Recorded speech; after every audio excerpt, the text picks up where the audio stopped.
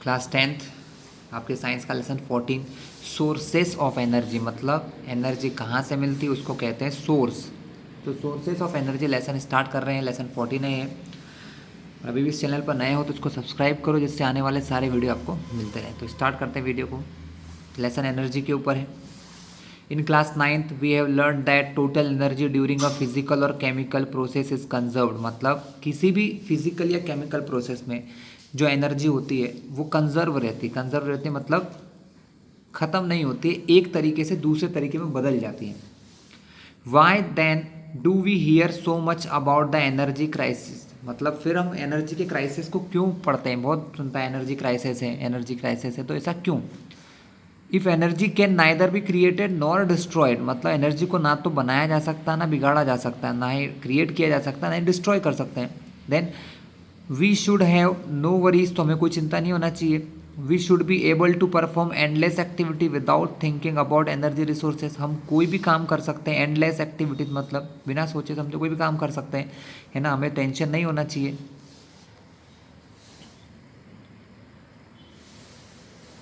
This riddle can be solve if we recall what else we learn about energy, इस गुत्थी को सुलझाया जा सकता है, इस रिडल, इस समस्या को, ठीक है।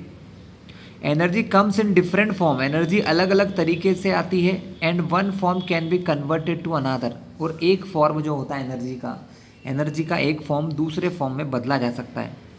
For example if we drop a plate from a height, अगर हम किसी हाइट से एक प्लेट को छोड़ें, the potential energy of the plate is converted mostly to sound energy when it hits the ground, जब वो ग्राउंड को हिट करती है तो टकराने से उसको आवाज़ जनरेट होती है, तो वो साउंड एनर्जी में चेंज हो जाती है। बच्चों किस में चेंज हो जाती है, साउंड एनर्जी में।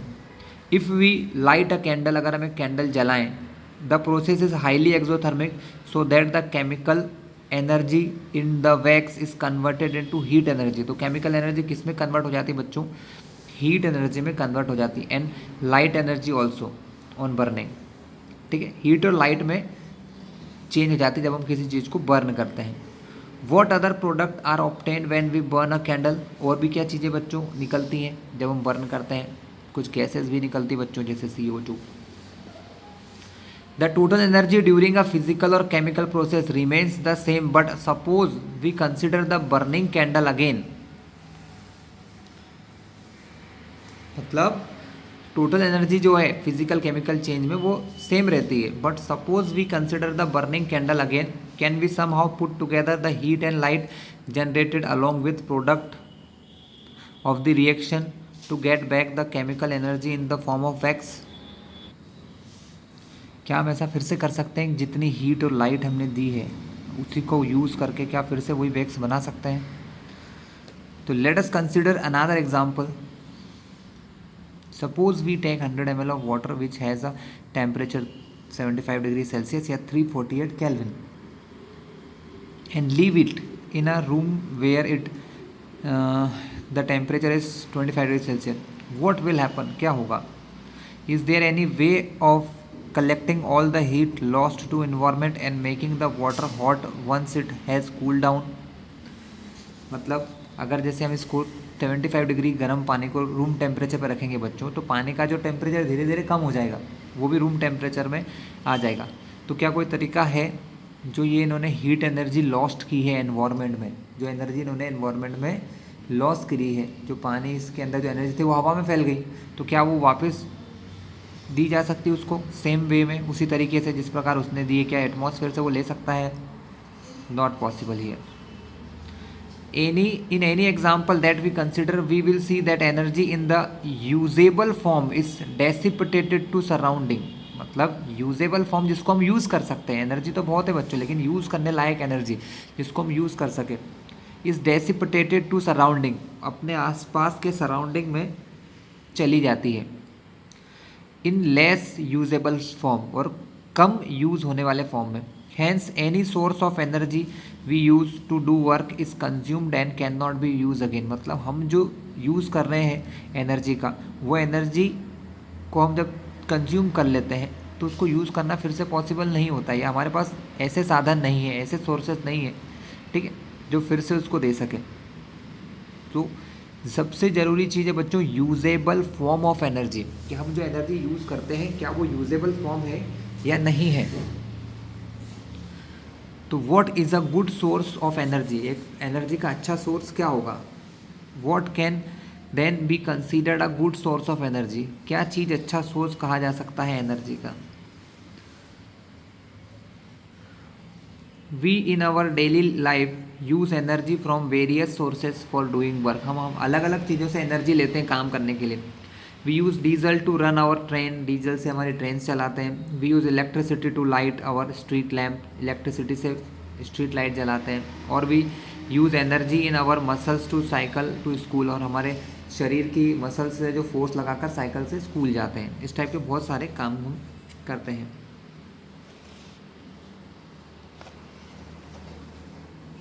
जो यहाँ कुछ एक्टिविटीज़ है, एक बार आप रीड कर लीजिएगा। After going the two activities above we can see that particular source of energy और fuel we select for performing some work depend on many different factor. For example while selecting a fuel we would ask ourselves the following question, मतलब जब भी हम किसी fuel के बारे में बात करते हैं, फ्यूल मतलब जो जल के बर्न होकर हमको एनर्जी देता है, जैसे कि एलपीजी हमारे घरों में खाना बनाने में हेल्प करती है, पेट्रोल डीजल हमारी गाड़ियों को चलाते हैं, ठीक है। तो कोई भी फ्यूल को जब हम सेलेक्ट करते हैं तो क्या क्या चीज़ें देखते हैं। How much heat does it release on burning, मतलब कि कोई भी फ्यूल जब जलेगा बर्न होगा तो कितनी एनर्जी उसमें से निकलेगी। Does it produce a lot of smoke, क्या वो बहुत सारा धुआं प्रोड्यूस करेगा। इज़ इट ईजिली अवेलेबल, क्या वो आसानी से मिल जाएगा। तो ये सब क्वेश्चन हमको अपने आप से ही पूछना होते हैं कि क्या ये चीज़ें पॉसिबल है, और नहीं है तो फिर कोई दूसरा फ्यूल देखा जाता है। Can you think of 3 more relevant question to ask about a fuel, क्या और भी कुछ क्वेश्चन पूछ सकते हैं। Given a range of fuel we have today, आज हमारे पास बहुत सारी रेंज के फ्यूल्स अवेलेबल है।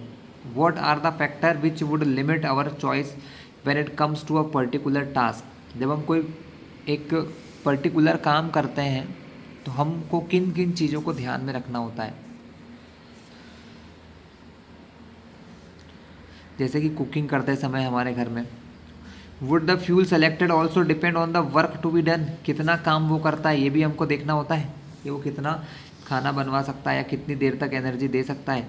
For example would we choose one fuel for cooking and another for heating the room in winter, क्या एक चीज़ को हम यूज़ कर सकते हैं खाना बनाने के लिए और दूसरे किसी फ्यूल को यूज़ कर सकते हैं हीटिंग के लिए, हमारे कमरे को गर्म करने के लिए कर सकते हैं।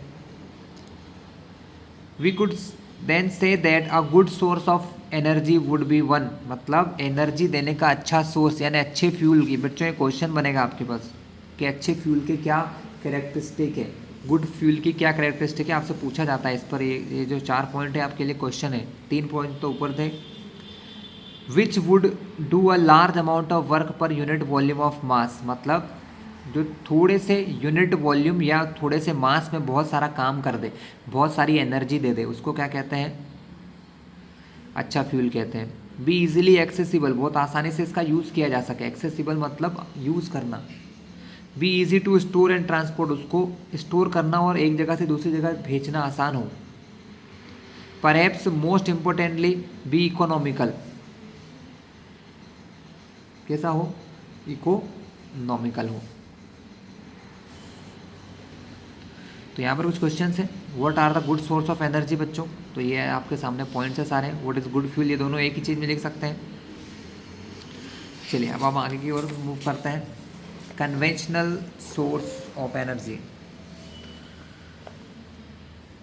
कन्वेंशनल मतलब जो काफ़ी समय से चले आ रहे हैं। सबसे पहले कन्वेंशनल में बच्चों फॉसिल फ्यूल्स आता है। इन ancient time would was the most common source of heat energy, सबसे पहले लकड़ी जो होती थी वुड, वो सबसे पहले कॉमन सोर्स था एनर्जी का। The energy of flowing water and wind was also use for limited activity, flowing water बहते पानी का और हवा के यूज से भी थोड़ा बहुत काम करते थे, बट बहुत कम होता था, limited activity. Can you think of some of these uses, क्या आप इनमें से कुछ यूजेस के बारे में सोच सकते हो। The exploitation of coal as a source of energy made the industrial revolution possible, ठीक है।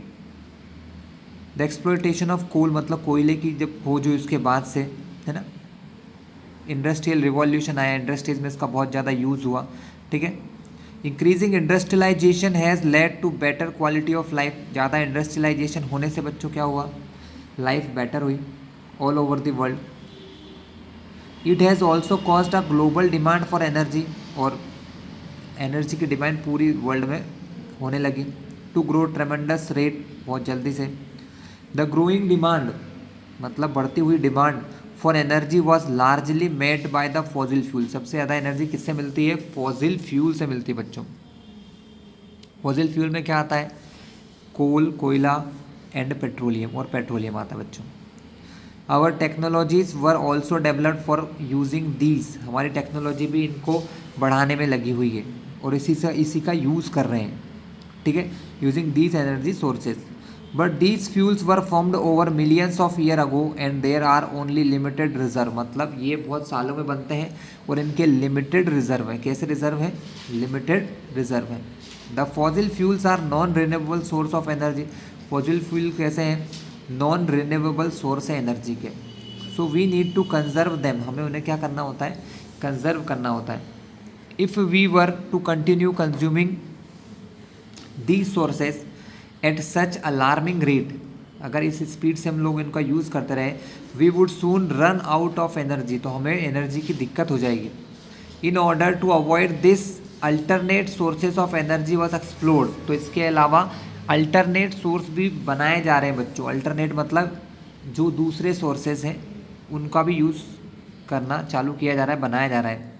But we continue to be largely dependent on fossil fuel for most of our energy requirement, लेकिन आज भी हम फॉसिल फ्यूल पर ही बहुत ज़्यादा तरीके से डिपेंडेंट है हमारे एनर्जी के यूज़ के लिए, या एनर्जी जो भी यूज़ करते हो, तो फॉसिल फ्यूल एक बहुत मेन हिस्सा है बच्चों, ठीक है बच्चों। ये कोल का पार्ट है, पेट्रोलियम और नेचुरल गैस का पार्ट है, ठीक है। ये विंड एनर्जीज है, सॉरी ये हाइड्रो एनर्जी है, ये न्यूक्लियर है, और ये थोड़ा सा पार्ट विंड एनर्जी का दिया हुआ है यहाँ पर आपको इस टेबल में। पाई चार्ट दिया है, बता रहा है कि जो टोटल एनर्जी है उसमें तो कितना 50% से भी ज़्यादा हिस्सा हम कोल से कर रहे हैं, ठीक है, और पेट्रोलियम का यूज़ किया जा रहा है, ठीक है।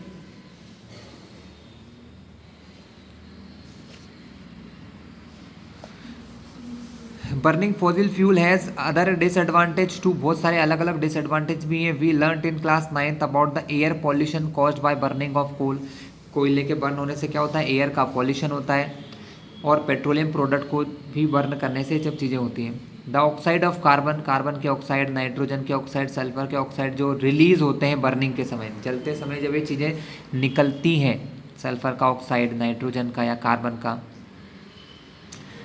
The fossil fuel are acidic oxide, तो ये जो ऑक्साइड्स होते हैं सब एसिडिक नेचर के होते हैं। These lead to the acid rain, ये बारिश के पानी में घुल के एसिडिक रेन प्रोड्यूस करते हैं बच्चों। विच अफेक्ट आवर वाटर, जो हमारे पानी को अफेक्ट करती है, हमारे सॉइल को अफेक्ट करते हैं, ठीक है। In addition to the problem of air pollution, recall the green house effect of gases like carbon dioxide, जो कार्बन डाइऑक्साइड गैस निकलती है बच्चों, कार्बन के जो ऑक्साइड है उसमें कार्बन डाइऑक्साइड एक इम्पॉर्टेंट गैस है, इम्पॉर्टेंट कह सकते हैं इसको, और ये बहुत ज़्यादा हार्मफुल गैस भी हो सकती है, क्योंकि ये क्या करती है, हीट एनर्जी को सोख लेती है, जिससे हमारा अर्थ का जो टेम्परेचर है वो बढ़ता जा रहा है, हमारी अर्थ धीरे धीरे गर्म होती जा रही है, ज़्यादा गर्म होती जा रही है, ठीक है। थिंक इट ओवर, क्या दिया है यहाँ पर, how would our life change if we could no longer get electricity supply, अगर हमारे पास इलेक्ट्रिसिटी सप्लाई नहीं होगी तो क्या होगा। The availability of electrical energy to each individual in a country is one of the parameter to measure the growth of country, electricity के ऊपर हमारी ग्रोथ डिपेंड कर रही है बच्चों। आज के समय में जिन लोगों के पास जितने समय ज़्यादा इलेक्ट्रिसिटी मिलती है उनकी ग्रोथ उतनी ज़्यादा मानी जा रही है।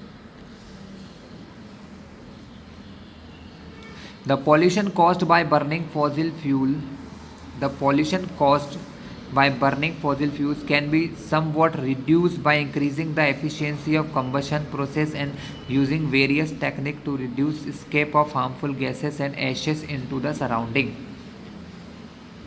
The pollution caused by burning fossil fuel मतलब fossil fuel को जलाने से जो pollution होता है somewhat reduced मतलब हम उसको कम करने की कोशिश कर रहे हैं। By increasing the efficiency of combustion process, मतलब कंबशन प्रोसेस यानी चीज़ों को जलाने की प्रोसेस को अच्छा करके, एंड यूजिंग वेरियस टेक्निक, और अलग अलग टेक्निक का यूज़ करके, to reduce escape of harmful gases. Reduce the escape, escape यानी निकलना, हार्मफुल गैसेस, जब किसी चीज़ को जलाते हो, जब आप किसी चीज़ों को बर्न करते हो, है ना, किसी फ्यूल को जलाते हो, पेट्रोल को, डीजल को, तो उसमें से जो गैसेस निकलती है उनको कम किया जा रहा है, रिड्यूस किया जा रहा है। एंड एशेस, एशेस मतलब राख जो होती है, इनटू द सराउंडिंग, मतलब गैसेस को, एशेस को हमारे सराउंडिंग में फैलने से रोक रहे हैं। Beside being used directly for various purpose in a gas stove and vehicle, do you know fossil fuels are the major fuel used for generating electricity. Fossil fuel का भी बहुत ज़्यादा यूज़ किया जा रहा है इलेक्ट्रिसिटी को जनरेट करने के लिए। Let us produce some electricity in our own small plant in the class and see what goes into producing our favourite form of energy. क्या होता है एनर्जी बनाने में। Take a table tennis ball and make it 3 slits into it, उसके अंदर 3 छेद कर दीजिए। पुट सेमी सर्कुलर फिन्स, ऐसे सेमी सर्कल के फिन्स डालिए। Cut out of the metal sheet into these slits, pivot the tennis ball on the axle through its centre with the straight metal wire fixed to rigid support, ensure that the tennis ball rotate freely about the axis. मतलब क्या करना है बच्चों, एक table tennis की ball लेना है, उसमें कुछ छेद करना है, स्लिट काटना है, ऐसे छेद मतलब छेद नहीं कह सकते, ऐसे काटना है, और उसके अंदर कुछ मेटल की शीट रख देना है। क्या रख देना है, मेटल की शीट रख देना है, और इसको पाइवोटेड मतलब लटका देना है। कहाँ पर, किसी वायर के ऊपर, कोई वायर है मेटल का वायर, उसके ऊपर लटका देना है। और ये ध्यान रहे कि वो जो जो टेबल टेनिस की बॉल है वो घूम सके, ऐसे घूम सके, रोटेट हो सके, ऐसे ऐसे राउंड राउंड रोटेट हो सके। Now connect a cycle dynamo to this. एक साइकिल डायनेमो जो होता है बच्चों, उसको इससे कनेक्ट कीजिए। Connect a bulb in series, और सीरीज में एक बल्ब लगाइए। Direct a jet of water और steam produce in a pressure cooker at the fins, what do you observe. तो क्लास इस टाइप का अरेंजमेंट है, ठीक है। यहाँ आपने क्या करा है, एक प्रेशर कुकर में, यहाँ पर प्रेशर कुकर में क्या होता है बच्चों, वाटर गर्म होता है, गर्म वाटर से स्टीम बनती है।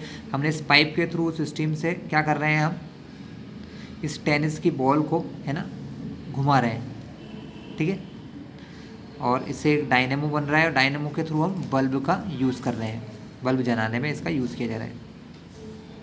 ये एक नॉर्मल डायग्राम सा समझाया गया है कि किस प्रकार हमारे इलेक्ट्रिसिटी से, टरबाइन से हम बिजली बनाते हैं। इसका छोटा सा रूप समझाया गया किस प्रकार से स्टीम का यूज़ करके टरबाइन को ऐसे घुमाया जाता है, रन किया जाता है, और जिससे इलेक्ट्रिसिटी अब बनती है, ठीक है।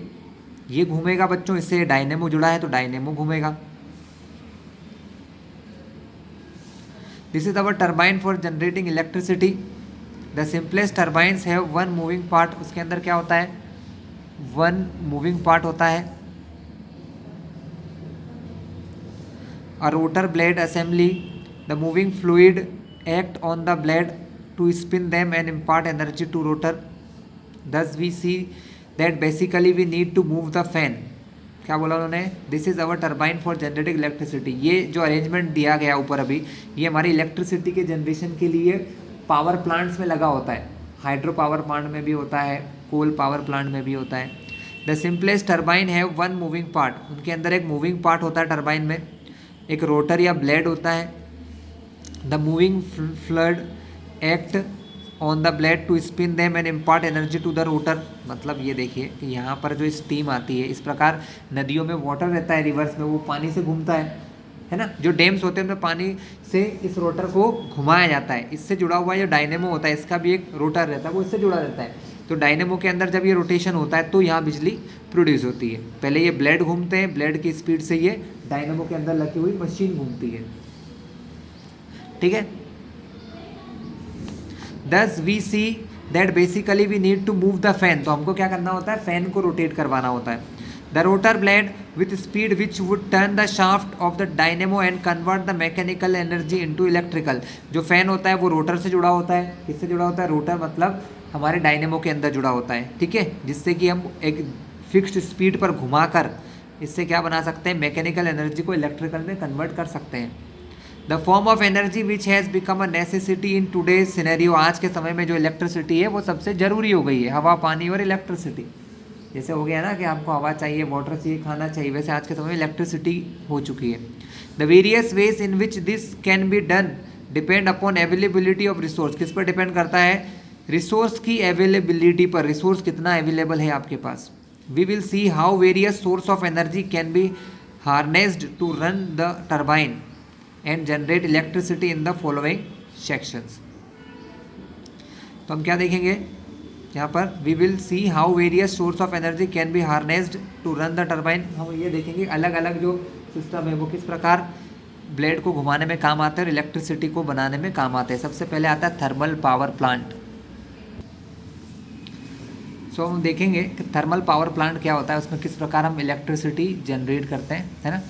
Large amount of fossil fuel are burned every day in power stations to heat up water to produce steam which further runs the turbine to generate electricity. मतलब क्या है बच्चों, यहाँ हम कर क्या रहे हैं, हम यहाँ पर एनर्जी के एक फॉर्म को दूसरे में बदल रहे हैं। फॉसिल फ्यूल के अंदर एक केमिकल एनर्जी होती है, उनको बर्न किया जाता है, केमिकल एनर्जी को बर्न करते हैं जिससे वाटर को गर्म करते हैं, इससे वाटर की स्टीम बनती है और वो स्टीम क्या करती हैं, टर्बाइन को घुमाकर इलेक्ट्रिसिटी बनाती है।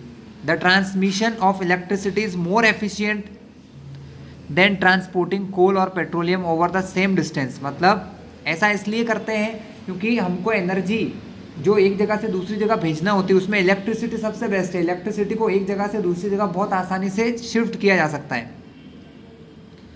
Therefore many thermal power plant are set up near coal and oil field. जो कोल और ऑयल फील्ड होती हैं वहाँ पर बहुत सारे थर्मल पावर प्लांट बनाए जाते हैं, जहाँ पर कोयला निकलता है खदानों में या जहाँ पर पेट्रोलियम निकलता है उसके आसपास ऐसी फील्ड बनाई जाती है।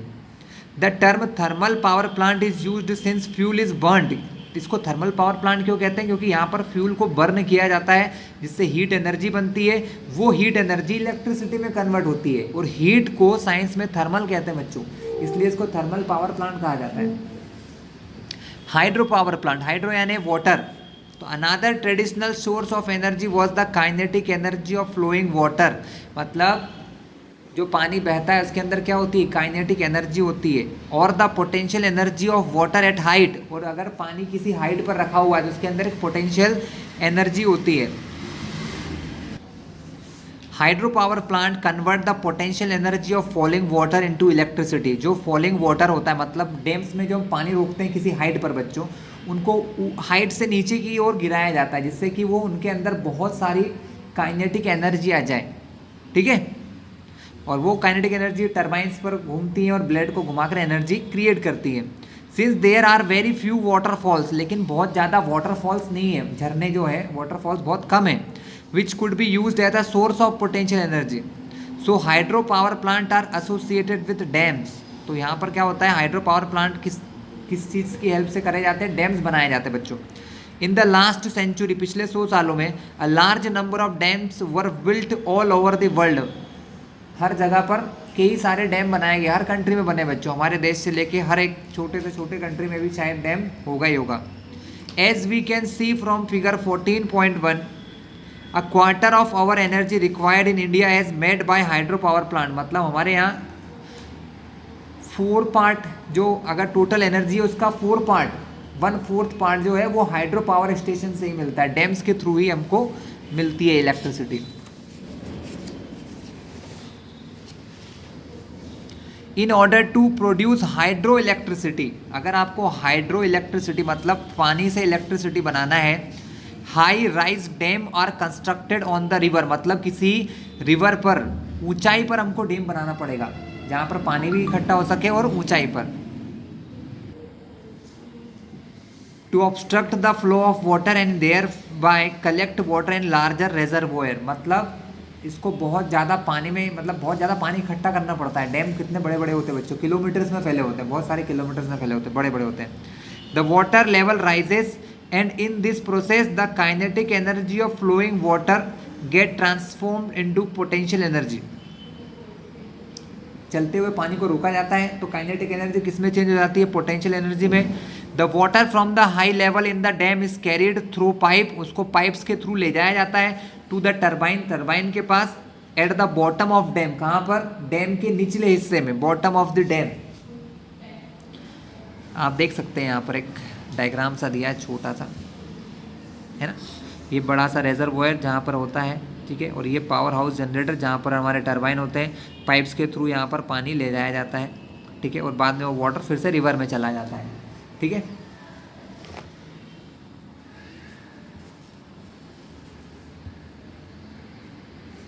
चलिए, since the water in reservoir would be refilled each time it rains, so class, क्योंकि रेन जो है वो हर साल होती है तो डैम्स हर बार भर जाते हैं, इसलिए इसको कह सकते हैं कि ये एक रिन्यूएबल सोर्स ऑफ एनर्जी है। कैसा सोर्स ऑफ एनर्जी है? रिन्यूएबल, जो हर साल रिन्यू हो सकता है। We would not have to worry about hydro electricity sources getting used up the way fossil fuel would get finished one day. मतलब यहाँ पर हमको टेंशन लेने की ज़रूरत इसलिए नहीं है क्योंकि बारिश तो होना है, ये साइकिल तो रुकना नहीं, क्योंकि जब तक अर्थ रहेगी जब तक ये चलता रहेगा। लेकिन जो फॉसिल फ्यूल्स होते हैं, पेट्रोल डीजल है, ये जरूर ख़त्म हो सकते हैं, तो हमको इनके बारे में ज़रूर विचार करना चाहिए कि इनका यूज़ थोड़ा सा लिमिटेड किया जाए या इनको थोड़ा सा कंजर्व किया जाए। But construction of big dams have certain problem associated with it. मतलब बड़े बड़े डैम बनाने से बहुत सारी प्रॉब्लम्स भी होती हैं बच्चों। The dams can be constructed only in limited number of places, मतलब हर जगह नहीं बना सकते, जहाँ पर रिवर्स होती है वहीं पर ही बनते हैं, ठीक है। प्रिफरेबली इन हिली टेरेंस, मतलब पहाड़ियों के एरिया में ही बनाया जा सकता है। Large area of agriculture land and human habitation are to be sacrificed as they get submerged. मतलब लार्ज एरिया जो हैबिटेटेड, हैबिटेशन मतलब जहाँ लोग रहते हैं, और जो एग्रीकल्चर लैंड है मतलब खेती की ज़मीन है, उसको सेक्रीफाइस करना पड़ता है, छोड़ना पड़ता है, क्योंकि वो पानी में डूब जाएगा अगर वहाँ वो लोग रहेंगे तो। Large ecosystem are destroyed when submerged under the water in dam. मतलब बहुत सारा पानी जब डैम्स के अंदर चला जाता है, ठीक है, तो बहुत सारा इकोसिस्टम खराब हो जाता है, वहाँ के प्लांटेशन जो रहते हैं, पेड़ पौधे, वो नष्ट हो जाते हैं। The vegetation which is submerged, जो आस वहाँ जहाँ पर डैम बनाया जाता है वहाँ पर जो पेड़ पौधे रहते हैं, क्योंकि जंगल को ही काट के बनाया जाता है जनरली बच्चों, rots under anaerobic condition and gives rise to large amount of methane. वहाँ पर क्या होता है बच्चों?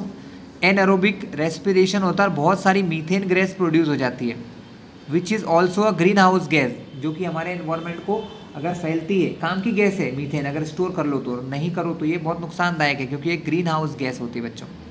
It creates the problem of satisfactory rehabilitation, मतलब सांस लेने की प्रॉब्लम भी क्रिएट करती है।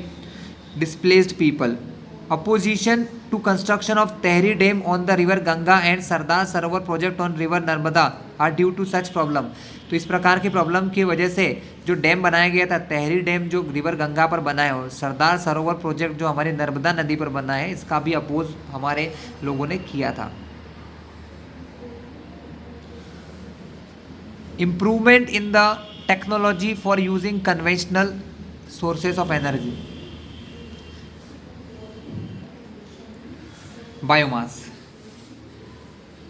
कन्वेंशनल सोर्सेज ऑफ एनर्जी हैं। कन्वेंशनल मतलब जो हम सदियों से करते आ रहे हैं, जैसे कि बायोमास यानी गाय का गोबर या भैंस के गोबर से जो कंडे बनते हैं बच्चों गांव में, उनसे एनर्जी मिलती है ना। लेकिन अब उसका थोड़ा सा तरीका बदल दिया है, टेक्नोलॉजी का यूज़ करके उसको बायोगैस बना दिया गया है। क्या बना दिया गया है? बायोगैस। गोबर गैस प्लांट या बायोगैस प्लांट हमारे गाँव में बहुत लगे हुए हैं, ठीक है।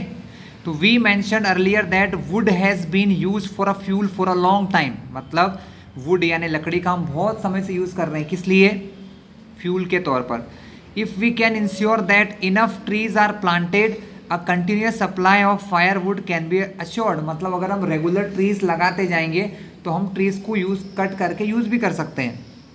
You must also be familiar with the use of cow dung cakes as a fuel. Cow dung cake अभी मैंने बताया था आपको, काऊ के डंग का केक बनाकर, मतलब कंडे बनाकर हम उसका यूज़ करते हैं। Given the large live stock population in India, हमारे देश में बहुत सारा लाइव स्टॉक है। लाइव स्टॉक मतलब जानवर बच्चों, लाइव यानी जिंदा, स्टॉक यानी कि जानवर जो होते हैं उनको बोलते हैं लाइव स्टॉक, मतलब हमारे एनिमल्स को कहते हैं।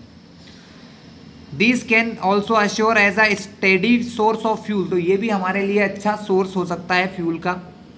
Since these fuels are plant and animal product, ये किसके प्रोडक्ट होते हैं, प्लांट और एनिमल के होते हैं। The source of this fuel is said to be biomass, इसलिए इसको बायोमास नाम दिया जाता है। बायो मतलब प्लांट से इनसे लिया जाता है ना, एक बायोलॉजी से जुड़ा हुआ वर्ड समझ लीजिए इसको आप, है ना, कि ह्यूमन से मिल रहा है, इसलिए इसको बायोमास बोला गया, लिविंग थिंग से।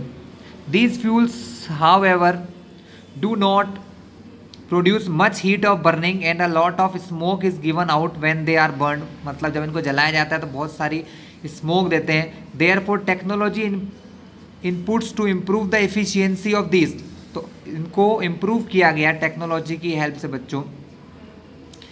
When wood is burnt in limited supply of oxygen, water and volatile material present in get removed and charcoal is left behind as the residue, मतलब क्या बोला बच्चों कि जब किसी वुड को लिमिटेड ऑक्सीजन की सप्लाई में जलाया जाता है तो इसमें से वाटर निकल जाता है जो पानी होता है, और कुछ वोलाटाइल मटेरियल होती है, कुछ गैसेस जो हो सकती हैं वो निकल जाएंगे।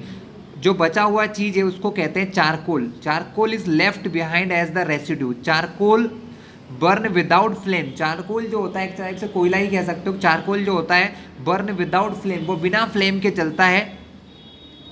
एंड इज कंपेरेटिवली स्मोकलेस, और उसमें ना धुआं निकलता है। And has a higher heat generation efficiency, उसकी हीट जनरेशन एफिशिएंसी भी बहुत ज़्यादा होती है। Similarly cow dung various plant material like the residue after harvesting the crop, मतलब फसलों को काटने के बाद जो कचरा बचता है, वेजिटेबल सब्जियों का जो कचरा है वो,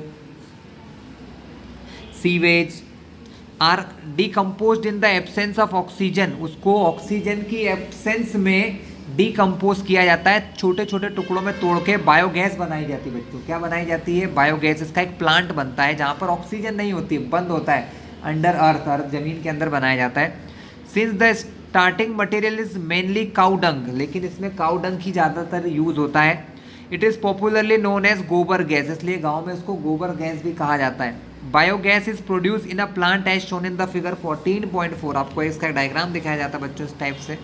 विलेजेस में बहुत पॉपुलर चीज़ है। यहाँ पर स्लरी मतलब काउ डंग को अच्छे से भर दिया जाता है, ठीक है, और यहाँ पर एक टैंक होता है जहाँ पर ऑक्सीजन नहीं होती है, ठीक है, आसपास मिट्टी रहती है इसमें, ठीक है, और इसके अंदर जब एनारोबिक रिएक्शन होता है या कह सकते हैं कि रेस्पिरेशन टाइप से, कि यहाँ बिना ऑक्सीजन के ये चेंज हो जाता है, क्या हो जाता है, ये कन्वर्ट हो जाता है गैसेस में, है ना। इसमें से फिर गैस निकलती है जिसको हम पाइप्स के थ्रू हमारे घरों में ले जाते हैं। बहुत अच्छा एक सोर्स है जो हमारी एलपीजी हमारे घरों में यूज़ करते हैं, उसी टाइप की गैस ये होती है बच्चों। क्या होता है इस प्लांट में, the plant has a dome like structure, एक गुम्बज नुमा स्ट्रक्चर होता है, डोम ऐसा गुम्बज सा होता है बच्चों ये।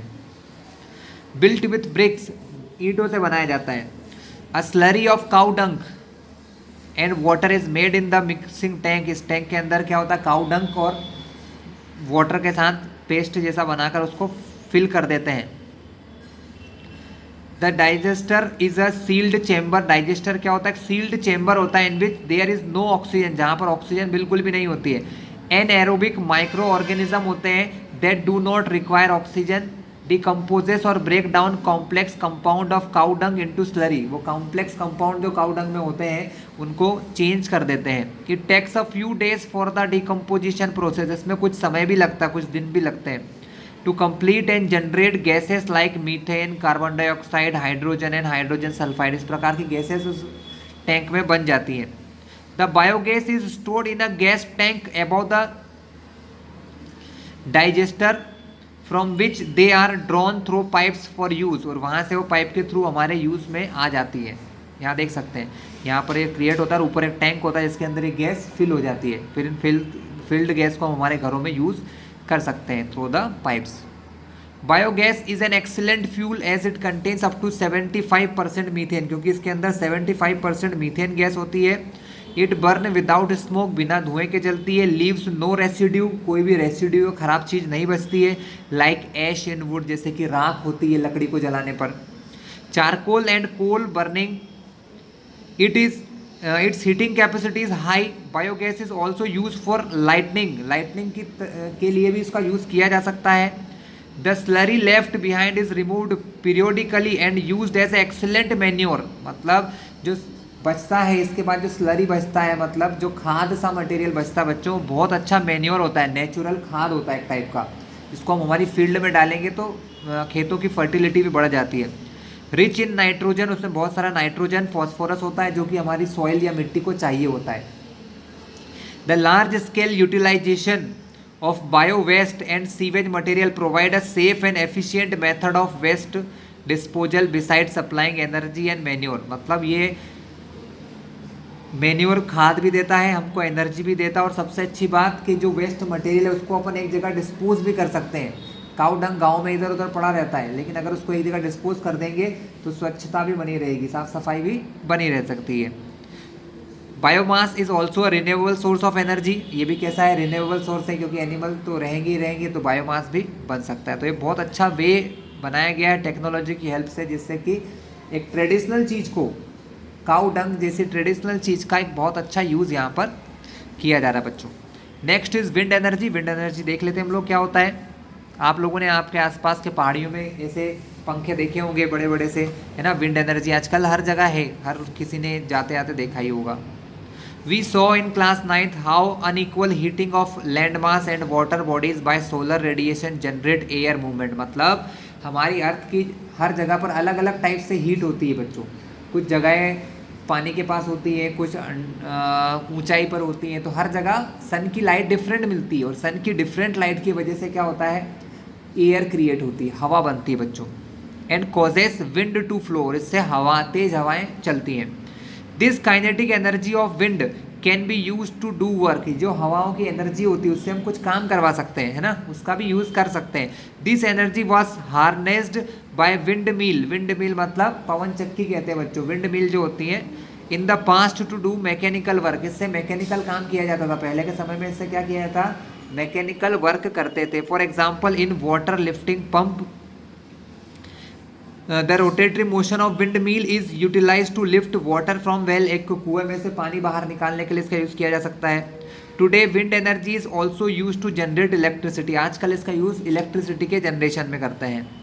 अ wind mill essentially consist of structure similar to the large electric fan, मतलब बड़ा सा जो बिजली का फैन होता है उसके जैसा इसका डिज़ाइन होता है बच्चों। That is erected at some height, कुछ ऊंचाई पर होता है, और बहुत रिजिड सपोर्ट, मतलब एक सपोर्ट में उसको ऐसा फिक्स कर दिया जाता है, जैसे कि आप देख रहे हैं। To generate electricity the rotatory motion of wind mill is used to turn the turbine, जब ये पंखा घूमता है तो उससे एक टरबाइन को घुमाया जाता है बच्चों, है ना, of the electric generator. The output of single wind mill is quite small, मतलब एक विंड मिल से ज़्यादा काम नहीं किया जा सकता है। And can not be used for commercial purpose, एक विंड मिल से ज़्यादा काम नहीं किया जा सकता है। Therefore a number of wind मिल, मतलब बहुत सारे ऐसे विंड मिल या पंखे लगाए जाते हैं, पवन चक्कियाँ लगाई जाती हैं, are erected over a large area, बहुत बड़ी सी जगह पर लगाया जाता है, which is known as wind energy form, जिसको विंड एनर्जी फॉर्म कहते हैं। The energy output of each wind mill in a form is coupled together, उन सबको साथ लिया जाता है to get electricity on commercial scale, जिससे कि इलेक्ट्रिसिटी कमर्शियल स्केल पर बनाई जाती है। बहुत ही अच्छी इन्फॉर्मेशन गिवन दी है बच्चों, यहाँ पर बहुत अच्छा दिया है। डेनमार्क एक कंट्री है बच्चों यूरोप में, डेनमार्क, है ना। ये कंट्री को कंट्री ऑफ विंड कहा जाता है, क्योंकि यहाँ पर 25% की जो इनकी बिजली होती है are generated through vast network of wind mill से बनाई जाती है। 25% एनर्जी विंड मिल से ले लेते हैं लोग। In terms of total output Germany is the leader, Germany की कंट्री है जो इस मामले में बहुत आगे है। While India is ranked 5th in harnessing wind energy, India जो है 5वें नंबर पर आता है विंड एनर्जी के प्रोडक्शन में। It is estimated that nearly 45,000 megawatt of electricity power can be generated if India is wind potential fully exploited. The largest wind energy farm has been established near Kanyakumari in Tamil Nadu में है, and it generates 380 megawatt electricity, और वो 380 megawatt electricity वहाँ पर generate करता है बच्चों। Wind energy is an environmental friendly, सबसे अच्छा फायदा बच्चों इनमें कोई हार्मफुल गैसेस नहीं निकलती है, मतलब ये इन्वायरमेंटल फ्रेंडली है, इन्वायरमेंट में कोई नुकसान नहीं पहुंचाती है। And efficient source of renewable energy, और इससे एनर्जी, ये कैसा सोर्स है, ये रिन्यूएबल है, हवा खत्म नहीं होना है तो इससे एनर्जी बनाते चलेंगे। It require no recurring expenses for production, बार बार खर्चा भी नहीं करना पड़ता हमको, हमने एक बार विंड प्लांट बना दी है तो वो चलते रहते हैं। But there are many limitation in harnessing wind energy, लेकिन कुछ इसकी लिमिटेशंस भी है बच्चों। Firstly wind energy forms can be establish only at those places where wind blow for the generate greater part of year, मतलब ऐसी जगहों पर बना सकते हैं जहाँ साल भर या ज़्यादा समय तक हवाएं तेज चलती हैं। The wind speed should also भी higher than 15 kilometre per hour, मतलब वहाँ की हवाएं कम से कम 15 किलोमीटर पर आवर की स्पीड से तो चलना चाहिए, to maintain the required speed of turbine. Furthermore, और भी क्या चाहिए, there should be some backup facility, large storage cell होना चाहिए, जहाँ पर बैटरी, मतलब बड़ी बड़ी बैटरीज या सेल्स होना चाहिए जिनके अंदर इस इलेक्ट्रिसिटी को हम स्टोर कर सकें। To take care of energy need during a period when there is no wind, जब हवाएं नहीं हो तब भी इनको चलाने के लिए कुछ ना कुछ होना चाहिए। Establishment of wind energy form require large area of land, बहुत ज़्यादा जगह चाहिए होती है।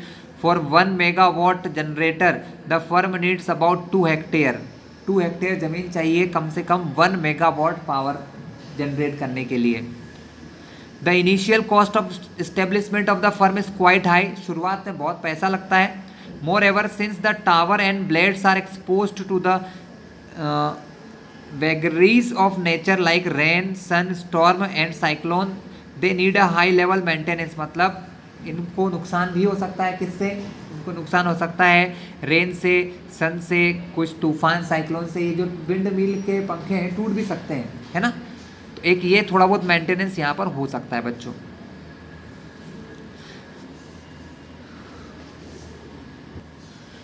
Here are some questions student, यहाँ पर कुछ क्वेश्चंस भी हैं जिनके बारे में डिस्कस करेंगे। क्वेश्चंस क्या है, पहला है what are the disadvantage of fossil fuel, fossil fuel के क्या डिसएडवांटेज है बच्चों, वैसे मैं पढ़ा चुका हूँ आपको, फिर भी एक बार मैं आपको लिखवा देता हूँ, आप लोग इसमें से लिख सकते हैं। So fossil fuels produce carbon dioxide, carbon monoxide, oxide of sulphur and oxide of nitrogen, मतलब फॉसिल फ्यूल के जलने से carbon dioxide, carbon monoxide, sulphur के ऑक्साइड, नाइट्रोजन के ऑक्साइड, ये चीज़ें बनती हैं जो कि एयर पॉल्यूशन करती हैं, क्या करती हैं, एयर को pollution. Solid fossil fuel produce solid residue waste such as ashes, मतलब जो सॉलिड है जैसे कोयला, कोल हो सकता है बच्चों, कोल क्या करता है हमको, सॉलिड फ्यूल है वो, तो वो क्या करता है, एशेस मतलब राख बहुत सारी छोड़ता है। Fossil fuel produce harmful smoke, बहुत हार्मफुल स्मोक छोड़ते हैं बच्चों, जिसके अंदर कार्बन के पार्टिकल होते हैं जो हमारे ब्रीदिंग को नुकसान पहुंचाते हैं। Fossil fuels are non renewable, ये non renewable source of energy है। नेक्स्ट क्वेश्चन है why are we looking at alternate source of energy, हम लोग अल्टरनेट सोर्स ऑफ एनर्जी को क्यों खोज रहे हैं बच्चों। We are looking at alternate sources of energy because the conventional energy sources, मतलब जो हमारे पुराने एनर्जी सोर्सेज हैं, are not enough to fulfil our energy requirement, जो हमारी एनर्जी की रिक्वायरमेंट को फुलफिल नहीं कर पा रहे हैं, ठीक है, due to increasing level of our life style, क्योंकि हमारी लाइफ स्टाइल चेंज होती जा रही है, हमें एनर्जी की बहुत ज़्यादा ज़रूरत है, आज हर चीज़ में हम लोग एनर्जी यूज़ करते हैं, ठीक है, हमारे घर के छोटे छोटे कामों को जो हम कर सकते हैं उनको भी हम मशीनों से करते हैं, तो हमको एनर्जी ज़्यादा चाहिए, और इसके लिए हमें ट्रेडिशनल चीज़ों को छोड़कर कुछ एडवांस चीज़ों पर भी जाना पड़ रहा है। How has the traditional use of wind and water energy be modified for our convenience, the traditional use of wind and water energy has been modified for our convenience to produce electricity, किस तरीके से कर रहे हैं, wind energy और पानी की energy को इलेक्ट्रिसिटी प्रोड्यूस करने के लिए किए जा रहे हैं, जो कि आसानी से यूज़ की जा सकती है, और उसके बहुत तरह के यूज़ हैं, क्योंकि इलेक्ट्रिसिटी से हम कई प्रकार के काम करते हैं। Clear class. तो स्टूडेंट ये आज का पार्ट था, फर्स्ट पार्ट मैंने बनाया है, अब सेकेंड पार्ट बनाऊंगा जिसके अंदर आपको alternate of non conventional source of energy और इस लेसन का बचा हुआ पार्ट समझाया जाएगा, ठीक है। तो अब मिलते हैं नेक्स्ट वीडियो में।